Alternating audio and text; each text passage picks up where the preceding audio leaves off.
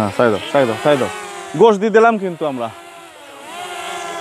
আমরা কিন্তু গোশ দিয়ে দিছি। এখন চলে যাবে, শিয়াল মামা আসবে। চলো আমরা চলে যাই এখন। শিয়াল মামার কাছে আমরা পাঠিয়ে দিচ্ছি iPhone 15 Pro Max। এটা কিন্তু আমি রেখে যাচ্ছি এখানে, মানে শিয়াল মামা আসবে আমি রেখে যাচ্ছি। শুধু এটা না, দেখেন এই যে একটা এখানে, এই সব কিন্তু চালু মোবাইল। এই যে এখানে আর একটা, এই যে এখানে আর একটা, দেখেন অ্যাকশন ক্যামেরা। এই যে এখানে আর একটা, ওই যে ওখানে মুরগি। আর শিয়াল মামা এখন আসবে, বুঝতেইছেন। হ্যাঁ বেটা, এটা নেবে কিসের জন্য? এটা আইফোন নেবে না, জীবনেও নেবে না। আজকে আমরা গোশ দিয়ে দিছি, রুটি দিছি, শিয়াল মামা কিন্তু খায় নাই। আজকে আমরা বলেছিলাম যে আমার ড্রোনটা বিক্রি হয়ে গেছে, যে আমার ছোটো ভাইয়ের কাছে ওই ড্রোনটা নিয়ে নিচ্ছে।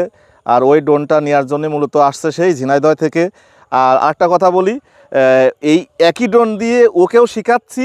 আজকে এর আগে আমরা পাউরুটি দিছি, পাউরুটি খায় নাই। আজকে আমরা ডাইরেক্ট গোশ নিয়েছি, গোশ। এই দেখেন, তাহলে মহিষের গোশ।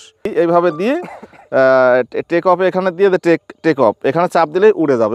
আজকে ড্রোন সহ আরো কয়েকটি ক্যামেরার ভিডিও আপনারা দেখতে পাবেন। খুব কাছ থেকে শিয়াল মামাদের ভিডিও দেখতে পাবেন। এবং আমরা ওখানে অনেকগুলো মুরগির টুকরো রেখেছি যেন তারা সবাই এসে খেতে পারে। দেখেন, তারা আমি ড্রোন থেকে উপর থেকে যখন ফুটেজ নেই তখন কয়েকটি শিয়াল কিভাবে আসছে আর আমাদের মুরগিগুলো খাওয়ার জন্য। দেখেন, আমরা কয়েকটি অ্যাঙ্গেলে এই ভিডিওটা শুট নিয়েছি যেন আপনারা ভিডিওগুলো দেখে যেন মজা পান এবং কাছ থেকে যেন শিয়ালগুলোকে দেখতে পারেন। যার কারণে মূলত আমরা কয়েক অ্যাঙ্গেলে এই ভিডিওটা নিয়েছি।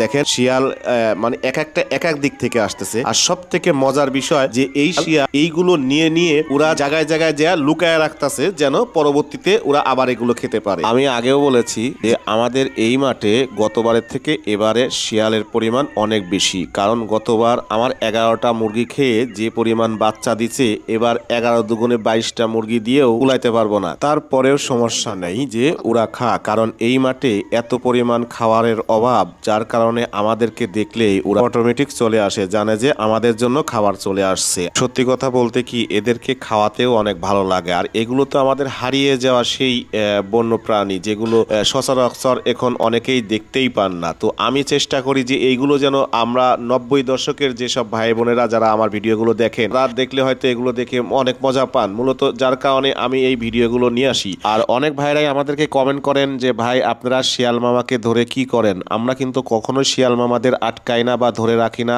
আমাদের এর আগে যে ভিডিওগুলোই দেখছেন যে আমরা শিয়াল মামাকে ধরে কিন্তু আবার ছেড়ে দেই, কারণ আমরা চাই না যে আমাদের দেশের এই সম্পদটা হারিয়ে যাক। আর আমরা এই মাঠে প্রতিনিয়তই তাদেরকে খাবার দেই, কারণ এই মাঠে কোথাও খাবার নেই, শুধু ধান আর ধান, তারা খাবারের মতো। আর এখন কিন্তু শিয়াল মামা সেই আগের মতো ওই বাড়ি গিয়ে হাঁস মুরগি বা ছাগল ধরে নিয়ে আসবে এই উপায়ও নেই, কারণ এখন প্রত্যেকটি বাড়িতেই কিন্তু এগুলো কিন্তু অনেক সাবধানতার সঙ্গেই কিন্তু তারা লালন পালন করে থাকে। আর আগে আমরা দেখছি ছোটবেলায় যে আমাদের ভাঙাচোরা ঘর থাকতো, হাঁস মুরগি এগুলো নিয়ে যেত, এখন কিন্তু সেইভাবে কিন্তু তারা খুব সহজে নিতে পারে না। যাই হোক, ভিডিওটা কেমন লাগলো অবশ্যই কমেন্ট করে জানাবেন। আসসালামু আলাইকুম।